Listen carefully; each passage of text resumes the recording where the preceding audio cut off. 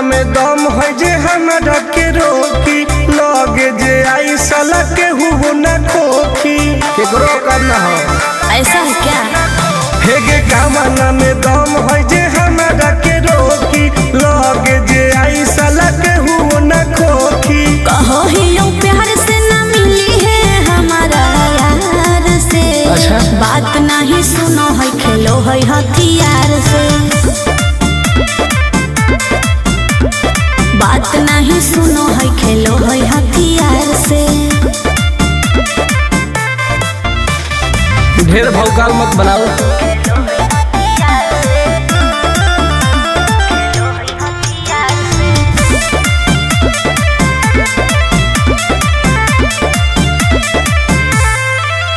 Power हो जाई तो सीज रे अरे अलगे हई ऊ चीज रे।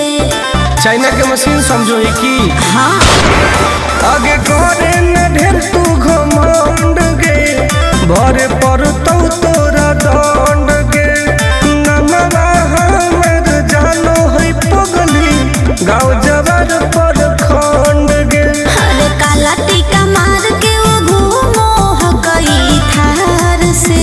तब? बात नहीं सुनो है खेलो है हथियार से। बात नहीं सुनो है खेलो है हथियार से। डर ना होगे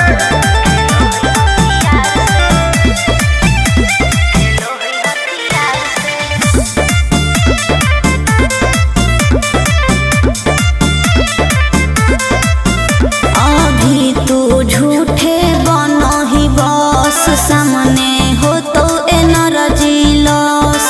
रह दे अच्छा सुन बोल। आगे चलता न कोनो के जोर गे सगर हो गए हमारे सोर गे टुन टुन आनंद पराकाश के चलती चलो है चारों ओर गे दिमागो कर तेज चलो है तलवार से। हाँ। बात नहीं सुनो है खेलो है हथियार से।